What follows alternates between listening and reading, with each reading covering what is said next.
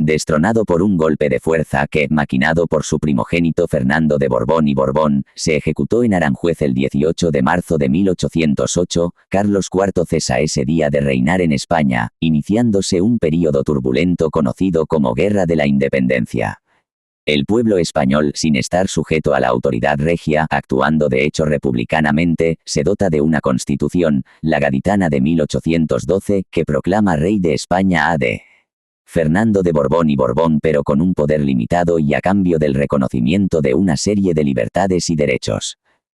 Lo que nos interesa aquí es desentrañar la concepción de España que tienen las Cortes de Cádiz y mostrar que el ordenamiento diseñado en Cádiz significaba una igualdad total entre los habitantes del territorio español originario, el de la península ibérica, y los de los territorios bajo soberanía española en ultramar. Una igualdad que no se ha dado en ningún otro imperio ultramarino moderno, con la posible excepción del portugués.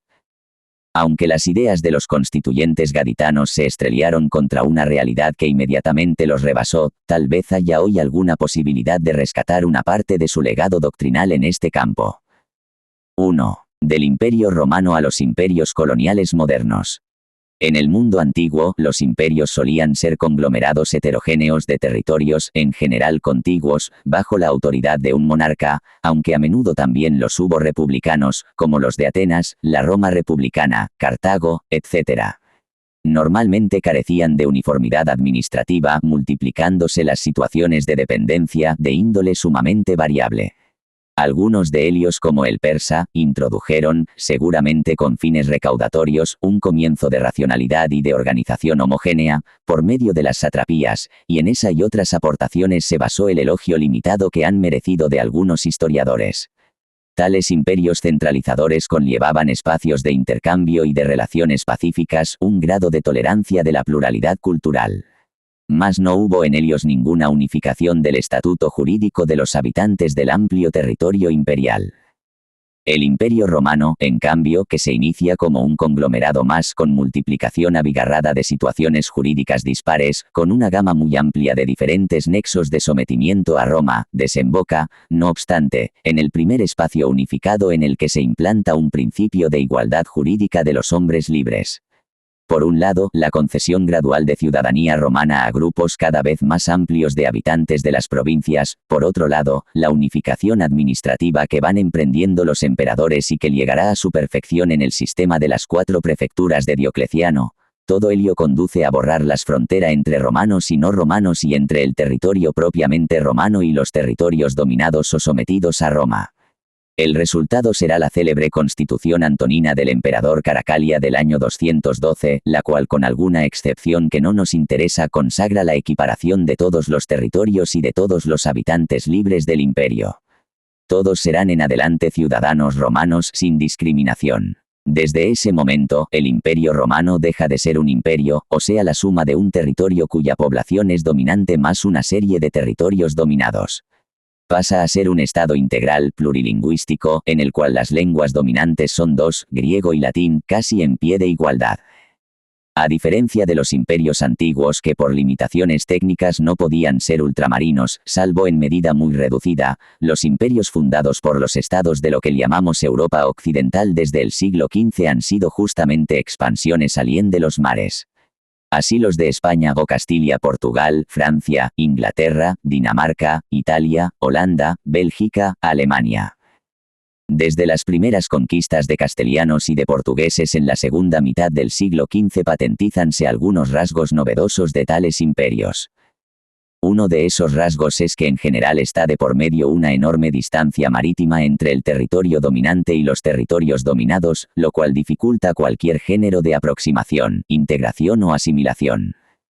Un segundo rasgo es la acusadísima diferencia de cultura, nivel de desarrollo económico y hasta estructura social entre el territorio dominante, el de partida de las expediciones de conquista, y los territorios ultramarinos.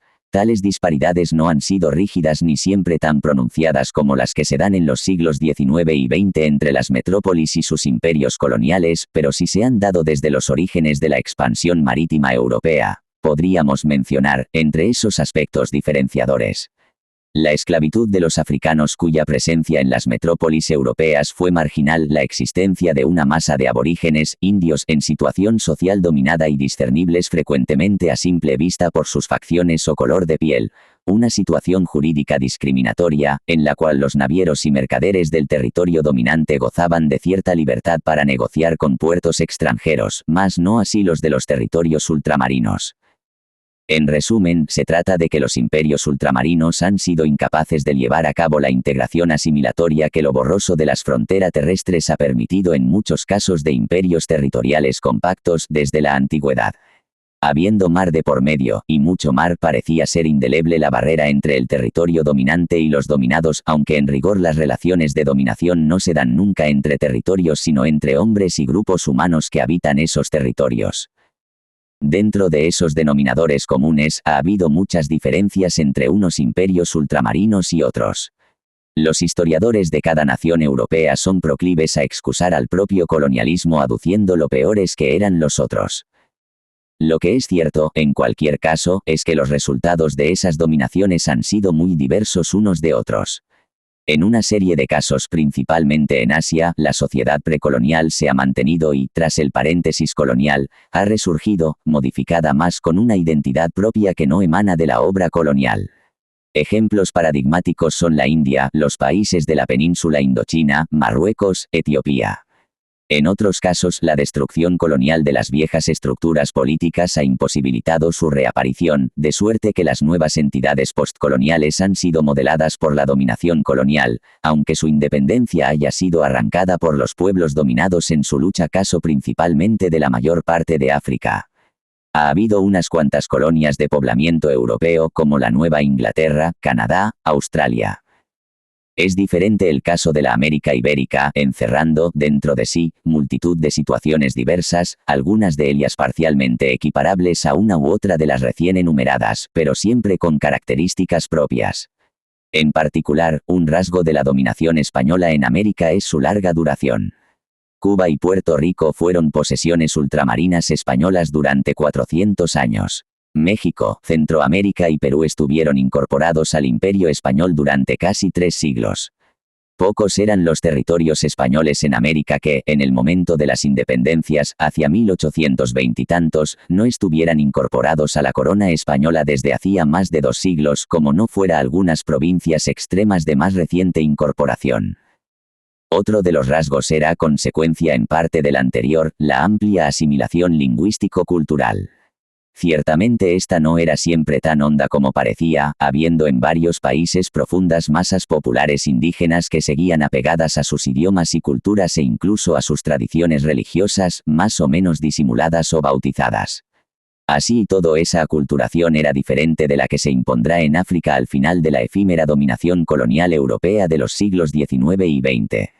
En el caso africano es solo la creación artificial de unidades políticas puramente postizas cuyas fronteras se han dibujado en Berlín, París o Londres sin la menor base en la situación local, lo que ha imposibilitado la pervivencia de las lenguas locales como lenguas de expresión política, haciendo así inevitable el recurso a la lengua del colonizador respectivo, aunque ésta no hubiera sido asimilada más que por una exigua minoría de la población. Junto con esos dos rasgos históricos sociales, hay uno ideológico. Los españoles querían creer que su dominio en tierras americanas no era la sujeción de territorios foráneos que se toman y se dejan en virtud de móviles de lucro, sino el resultado de una incorporación definitiva y fundada en derecho, aunque la atormentada justificación de la conquista había dado lugar a tan encendidas polémicas, al menos por usucapión o prescripción adquisitiva, consagrada por la pacífica y pública posesión secular.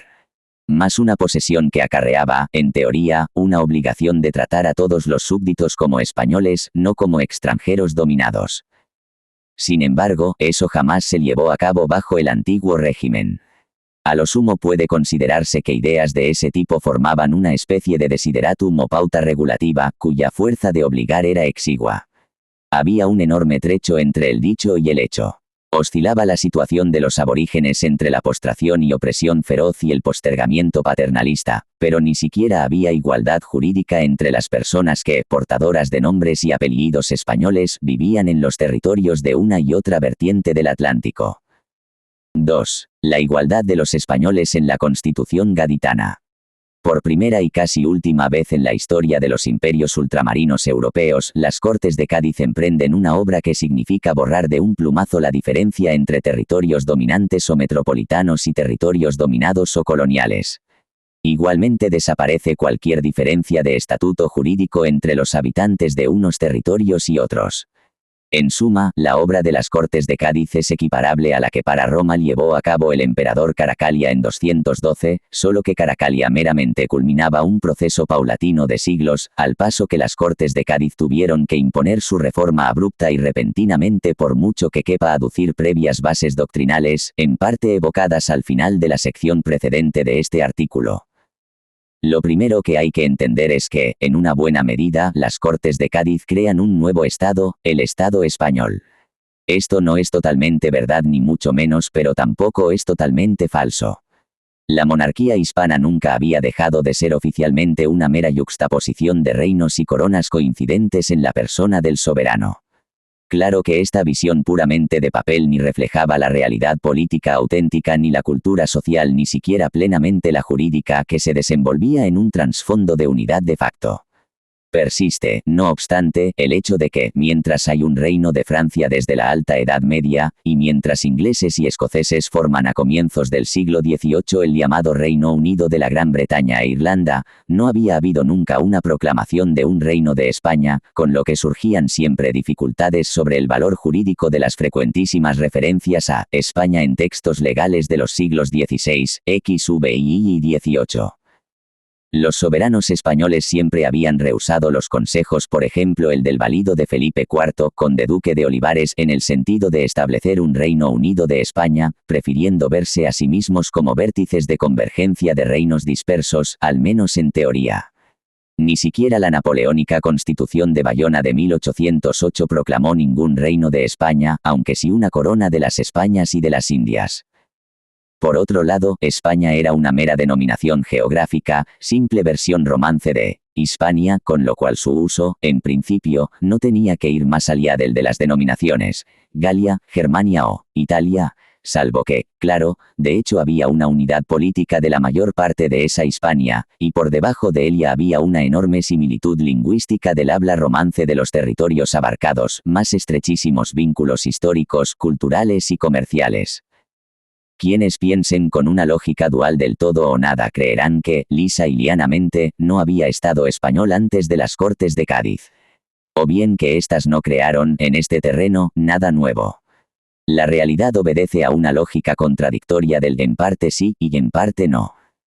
Pues bien, a la hora de constituir lo que pasaba a ser, en no poca medida, una innovación, el Estado español unido, las Cortes de Cádiz se enfrentan a la concepción puramente territorial o geográfica de la denominación. España, recuérdese la broma del padre Isla, en pleno siglo XVIII, de que España se escribe con H, España menor que Hispania.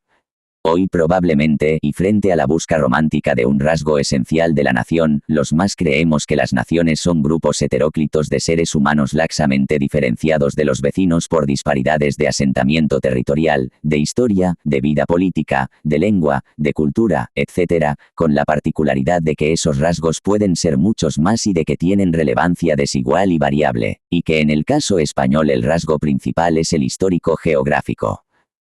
Por el contrario, las Cortes de Cádiz, en lugar de definir España, definen, en su artículo primero, la nación española, a saber, es la reunión de todos los españoles de ambos hemisferios.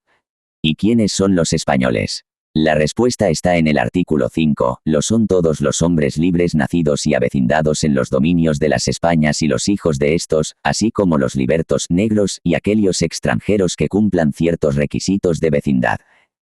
Una precisión muy importante en relación con el problema del ámbito así abarcado es que aparentemente lo de hombres libres nacidos en esos dominios no ha de entenderse como hombres nacidos libres, o sea, nacidos en esos dominios, pero nacidos en libertad, no en esclavitud. Los libertos son hombres libres y pueden haber nacido en territorio español, según las aclaraciones posteriores de la Constitución, son también españoles, aunque, vide infra, no ciudadanos. Mas entonces, ¿cuáles son esos dominios de las Españas? Sin saberlo, mal podemos finalmente saber quiénes son españoles ni, por lo tanto, qué es la nación española. La Constitución no ofrece definición de dominios de las Españas, pero el contexto político-cultural facilita la clara y obvia respuesta: son los territorios que se han venido encontrando durante generaciones bajo el cetro de los monarcas castellano-aragoneses. Para evitar cualquier equívoco, la Constitución, como debe hacerlo un buen texto jurídico, enumera esos dominios al fijar lo que comprende el territorio español. En la península no se dice qué península, mas todos saben que es la ibérica, Aragón.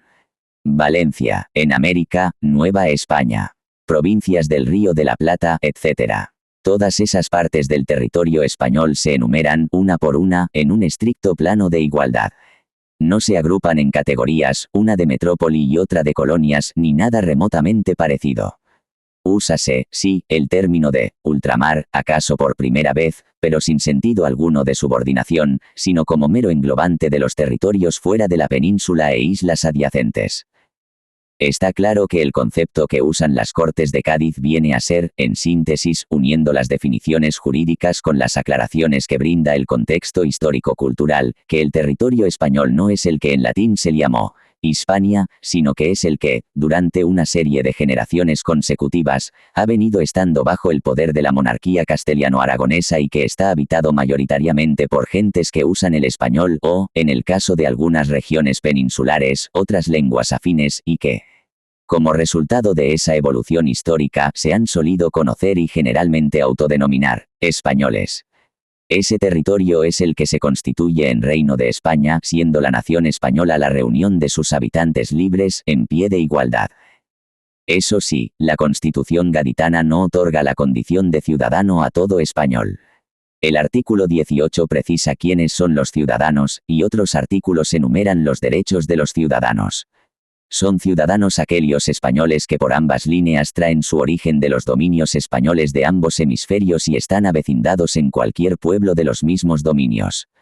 También lo son los españoles que por cualquier línea son habidos y reputados por originarios del África, art. 22, siempre que cumplan ciertas condiciones de mérito, así como los extranjeros que alcancen la ciudadanía española, arts. 19 ss.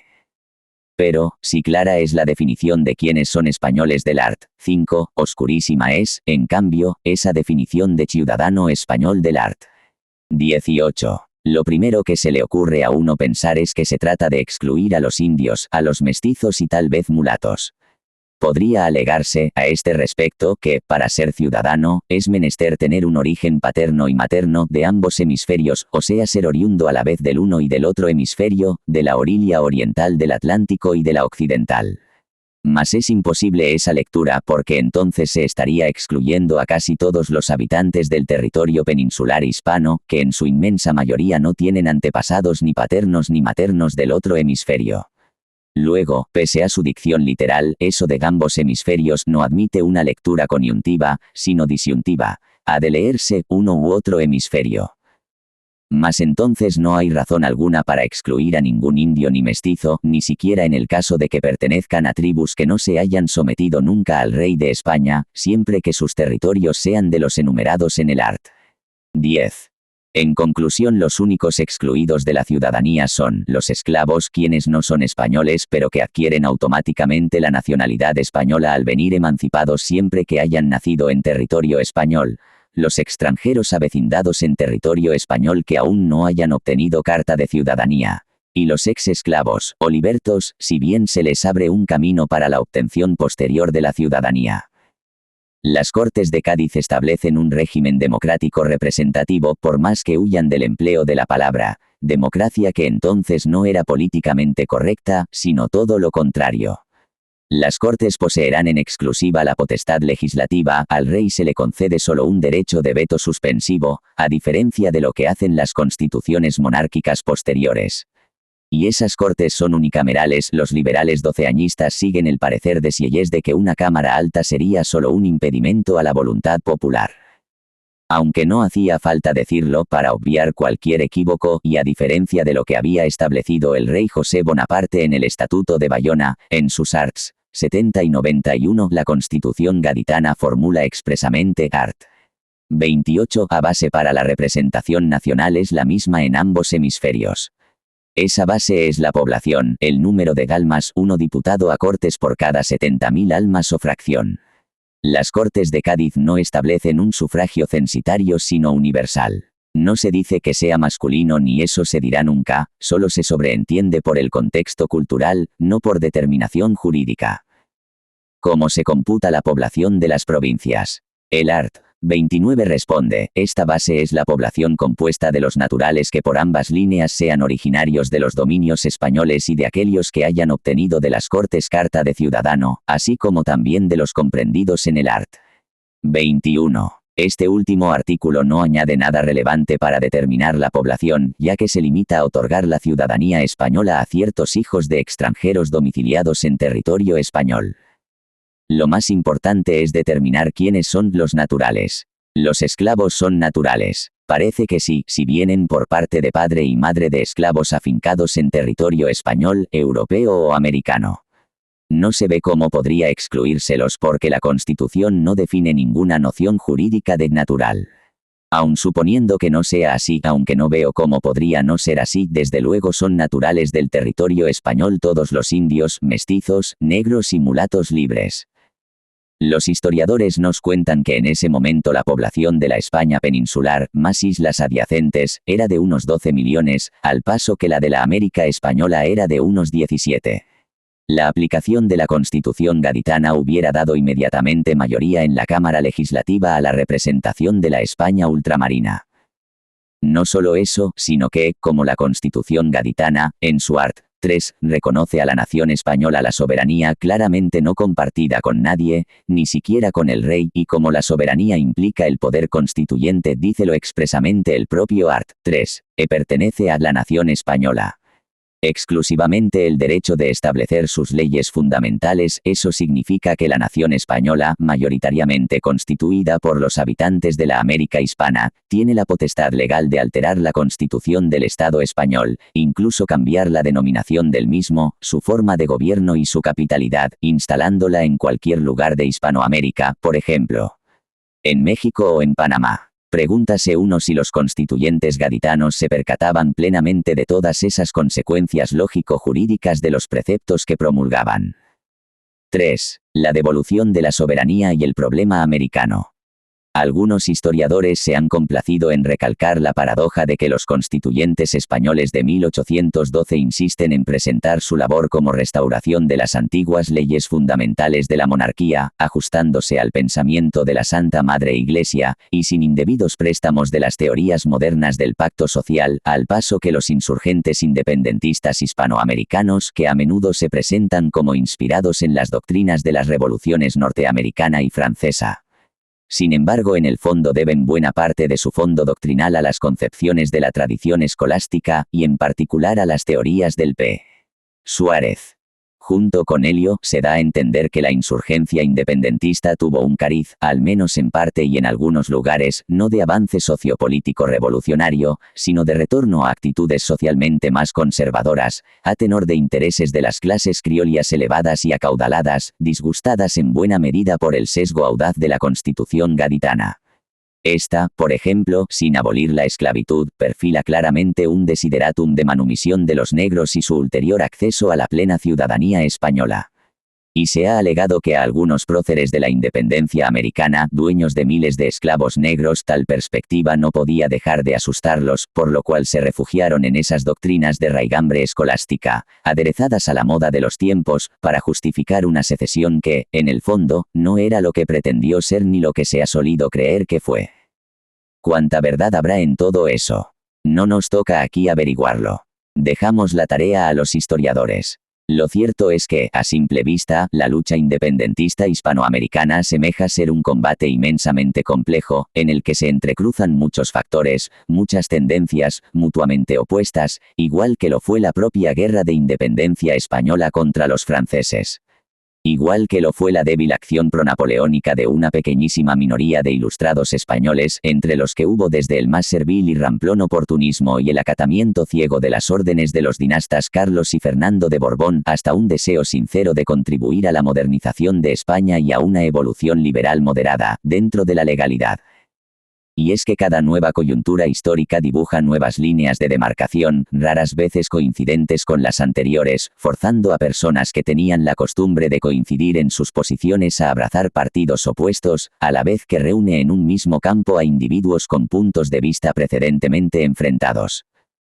Sea de todo ello lo que fuere, aquí nos interesa únicamente una cuestión de todo ese amplio elenco de problemas. Se ha dicho que los insurgentes hispanoamericanos que solo poco a poco empezaron a dar señales de sus inclinaciones independentistas, al comienzo cuidadosamente ocultadas o aún negadas de plano, adujeron un principio justificatorio de raíz escolástica para sus rebeliones, a saber, siendo el pueblo el originario titular de la soberanía, más estando esta delegada por el almonarca en los regímenes de tal índole, al vacar el ejercicio del poder real, por la razón que fuere, no poder o no querer, el pueblo recupera esa soberanía y puede dotarse de nuevas autoridades y formas de gobierno. Y ese esquema, aunque de facto funcionó en el operar jurídico de las Cortes de Cádiz, no fue en cambio esgrimido por estas, las cuales preferían vivir en la ficción de que el amado y deseado rey de Fernando de Borbón y Borbón hubiera, él mismo, restablecido gustoso las supuestas leyes de sus abuelos, actualizadas en la forma de la Constitución gaditana. Digamos que se trata de la doctrina de la vacancia de la soberanía. Desde luego tal doctrina deja sin explicar cómo el monarca no recupera la soberanía al volver de su cautiverio en 1814, a menos que haya bastado una interrupción de su ejercicio para que se produzca una pérdida por prescripción o caducidad.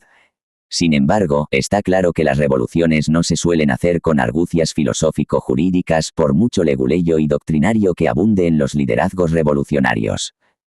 Sea como fuere, el problema principal para nosotros es el de, suponiendo la corrección de esa doctrina de la vacancia de soberanía, determinar quién es el pueblo que recupera tal soberanía.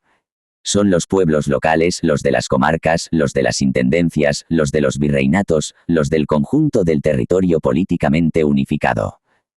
Sin duda los insurgentes hispanoamericanos, en sus primeros pronunciamientos, esgrimían el precedente de la constitución de juntas locales y provinciales en la península, frente a los ejércitos de Napoleón.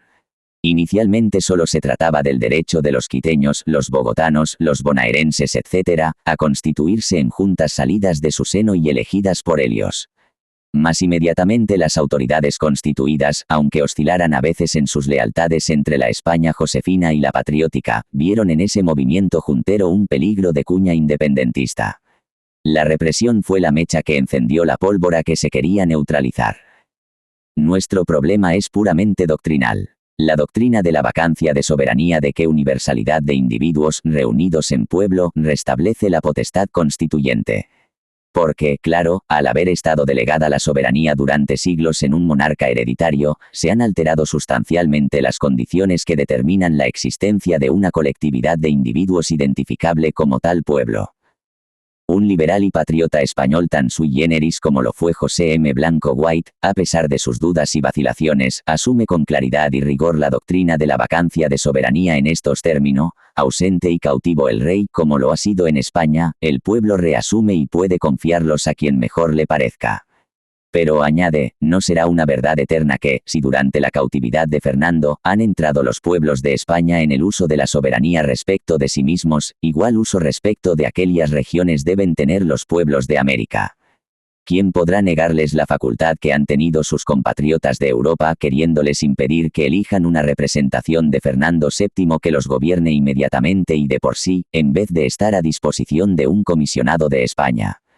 Cit. En Historia de España v. 11 de M. Espadas Burgos y J.R. de Urquijo Goitia p. 359. Tenemos aquí la toma de posición neta de un patriota español. Blanco lo fue con todas las dudas que se quiera, a favor del derecho de los hispanoamericanos a ejercer la soberanía vacante por defecto regio.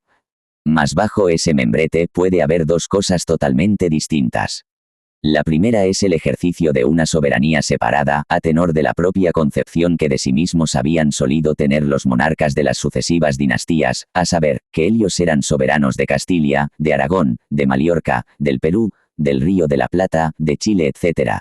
Un ramillete de reinos cada uno de los cuales tendría su propio pueblo que habría delegado la soberanía en la corona en un pacto secular. Según esto, al vacar el ejercicio del poder regio recuperan separadamente su soberanía esos diversos pueblos. La segunda es que el pueblo que recupera el ejercicio de la soberanía, al vacar el ejercicio regio de la misma, no es el pueblo que originariamente haya establecido el pacto delegatorio en el monarca y en su dinastía, sino que es la colectividad de los habitantes de la unidad política de facto resultante de ese mismo poder regio. En Francia, claramente, los revolucionarios, en la medida en que quepa aproximar sus concepciones a doctrinas de esta índole, se había situado en la segunda opción. No se trataba de que, derrocada la realeza, se devolviera el poder a los pueblos de los diversos feudos del rey, algunos de los cuales ni siquiera habían formado jurídicamente parte del reino de Francia propiamente dicho ni de su mouvance o suzeraineté, así el Delfinado, el Franco Condado, la Provenza, Lorena, Alsacia, el Bearn, el Borbonado, etc. No, la colectividad política que asume el poder soberano es la masa de habitantes del territorio político unificado por esa misma realeza, un producto de la historia, en parte de la geografía, en parte de factores lingüísticos y económicos, pero principalmente de la historia. Por otro lado, ¿qué ejercicio soberano de poder habían ejercido las juntas populares en la España peninsular? Solo uno provisional mientras se formaba una junta central, a la cual delegaron enseguida todo el poder, Junta Central que luego convocó Cortes Constituyentes, que nombraron una regencia, disolviéndose esa Junta Central que había tenido un carácter provisional y preparatorio. Si Blanco White solo pedía para los quiteños, los bogotanos, los mexicanos etc. esa misma potestad que habían ejercido los asturianos, los gallegos, los catalanes, los aragoneses, los sevilianos etc., la facultad de no someterse al ejército invasor y de, a través de autoridades provisionales elegidas popularmente, delegar en definitiva en las propias Cortes Generales del Reino, ¿qué base podía tener el mantener la exigencia de juntas propias una vez formadas esas Cortes? Por el contrario, si se entendía que la colectividad de los españoles de la península formaban un pueblo más que los habitantes de diversos territorios hispanoamericanos formaban otros pueblos, cada uno de los cuales, en ausencia del rey, tenía sus propios títulos de ejercicio soberano, entonces estaba perfectamente justificado el mantener una reclamación de juntas propias y en verdad desligadas de toda la empresa gaditana, en cada uno de esos reinos ultramarinos, a la espera del retorno del deseado. Lo malo es que la segunda concepción es incompatible con la propia dinámica de la Guerra de la Independencia porque supondría una devolución de soberanía a los pueblos de los reinos originarios por separado. Por lo tanto, Cortes Constituyentes separadas para Aragón, Castilla y Navarra, sino una mayor atomización todavía, según a qué momento histórico se quisiera retrotraer la delegación popular de soberanía a los dinastas. Desde luego, habría una justificación alternativa perfectamente coherente de las rebeliones independentistas americanas, la de que un cúmulo de factores geográficos, económicos, sociales y culturales hacían de cada uno de esos territorios, por separado, una entidad aparte, cuyos habitantes se habían ido constituyendo, como producto de la historia, en un pueblo con vida y existencia propias y por lo tanto con derecho a desgajarse de vínculos políticos forjados sin su consentimiento. Sin embargo, esa doctrina apenas guarda ya semejanza alguna con la de la delegación de soberanía en el pacto político según la concepción suareciana. Y por otro lado introduce un elemento de estimación subjetiva muy difícil de someter a un canon o criterio objetivable. ¿Qué elementos han de darse, en qué medida y cómo pueden aquilatarse o mensurarse, para determinar que una colectividad previamente integrada en otra más amplia reúne esos requisitos que le otorgan un título legítimo de secesión? La distancia geográfica. ¿Cuánta? La disparidad social y cultural. ¿Cuál disparidad y en qué medida? Sin duda los hechos históricos no obedecen a esquemas ni los agentes de la historia se sujetan a ese tipo de interrogantes. Lo que cuenta en definitiva, lo que contó, es que una gama de consideraciones amplia, variada, heteróclita, como siempre sucede, inclinó las actitudes de las poblaciones, y que esas actitudes produjeron el triunfo de la causa independentista. Esta venció pero venció porque convenció. Eso sí, no convenció por un determinado argumento académico jurídico, sino por un cúmulo de consideraciones, de valoraciones, de reflejos, mutuamente coherentes o no. Igual, por lo demás, que había sucedido con el triunfo español frente a Napoleón. 4. Un ejemplo de contraste, el imperio colonial francés. Es interesante comparar la concepción que de España tiene la Constitución gaditana de 1812 con la que de Francia ofrecerán las constituciones francesas de 1946 y 1958, las únicas que se aproximan a una visión asimilacionista del imperio ultramarino galo. La Constitución de 1946 cf. Georges Burdo, Francis Hammond y Michel Tropper, Droit constitutionnel, París, LGDJ, 1995, pp. 384 SS establece un distingo entre citoyens de l'Union Française y nationaux français. La primera categoría incluye la segunda más los ressortissants de l'Union Française. Tal Unión Francesa estará constituida por la República Francesa, que incluiría no solo la metrópoli sino también los departamentos y territorios de ultramar, más territorios y estados asociados sin precisar su estatuto jurídico. El Alto Consejo de esa Unión Francesa es meramente consultivo, lo mismo que la Asamblea de la Unión Francesa, y la presidencia de la Unión Francesa pertenece al presidente de la República Francesa. O sea, la Unión Francesa es una dependencia no soberana de la República Francesa, la cual ejerce el poder para y por sí misma y sobre la Unión Francesa, aunque en teoría la soberanía francesa propiamente dicha no se extienda, nominalmente, a los estados asociados. Incluso los territorios de ultramar no vienen totalmente asimilados a departamentos metropolitanos franceses, sino que se permite al presidente de la República dictar disposiciones particulares, o sea restringir los derechos de los habitantes. La ley francesa determinará los órganos, poderes y responsabilidades gubernativas y asamblearias de los territorios y grupos de territorios. O sea, el imperio, ahora llamado Union Française, sigue siendo una posesión de Francia, la cual fijará con cuentagotas derechos limitados de representación en el Parlamento francés de unos u otros habitantes de los territorios sometidos. Como lo señala el historiador Franz Sprenger en su libro The Dissolution of the Colonial Empires, Routledge, 1989, p. 245, el debate parlamentario francés de 1946 dio lugar a un reexamen a fondo de las actitudes del colonialismo galo.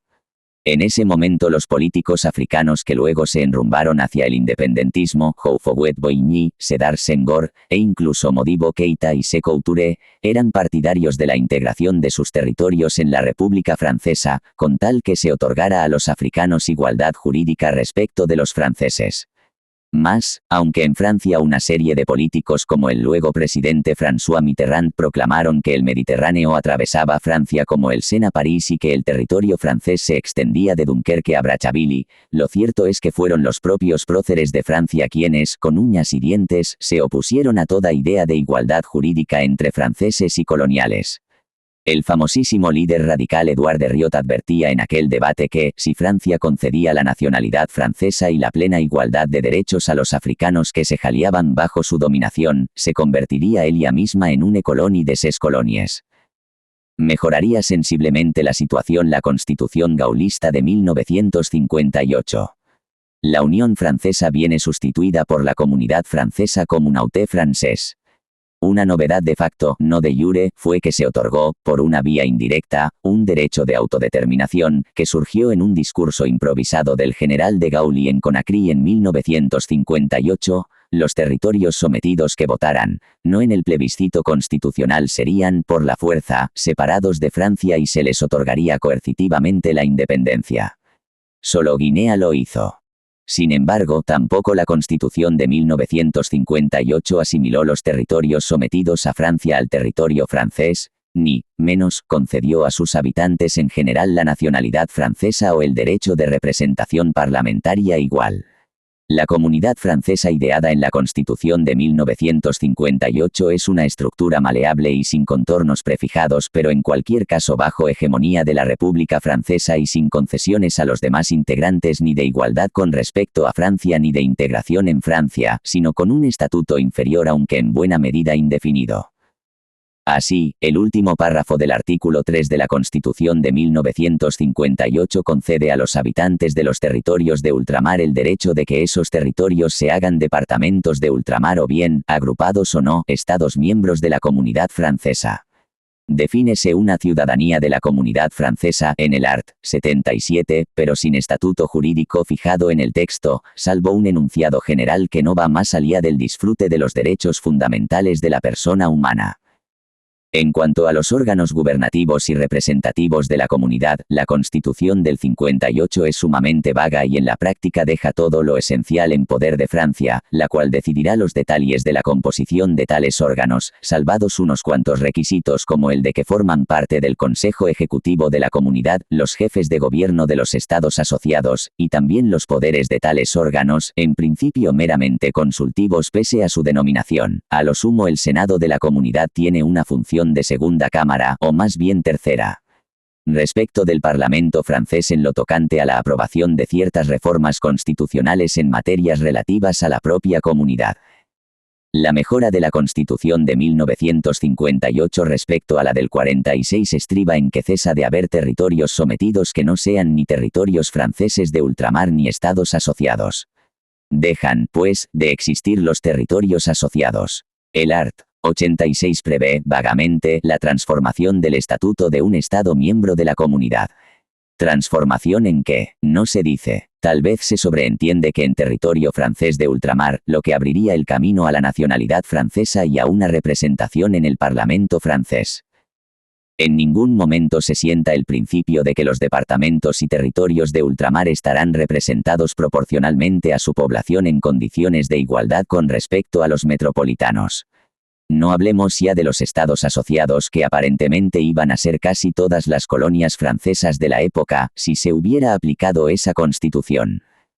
En la práctica todo eso fue papel mojado. 5 años después casi todas las colonias eran independientes. Nunca llegó a existir la Comunidad Francesa. Así, tales disposiciones constitucionales sobre la Comunidad Francesa se hicieron obsoletas y acabaron siendo abrogadas tardíamente el 4 de agosto de 1995. Pero lo que nos interesa es que ni siquiera sobre el papel otorgó Francia, ni aun en esas postrimerías de su imperio ultramarino, un estatuto de integración igual, como el que se había concedido la Constitución gaditana a todos los territorios españoles de ultramar en 1812.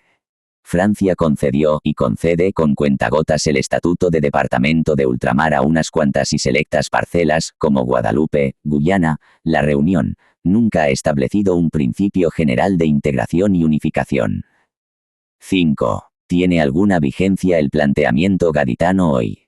No cabe duda de que, con su enorme sentido de fraternidad, de solidaridad y de igualitarismo, la empresa doceañista fue un fracaso.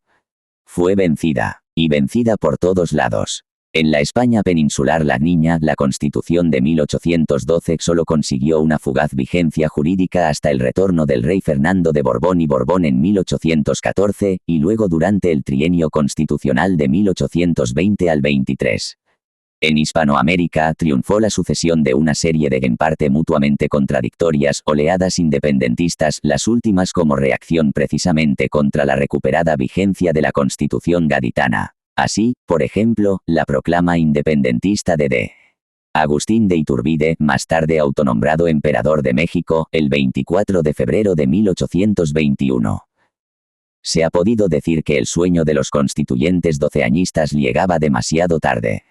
Tal vez 25 o 30 años antes hubiera habido posibilidades de que se formara una nación española de ambos hemisferios por igual.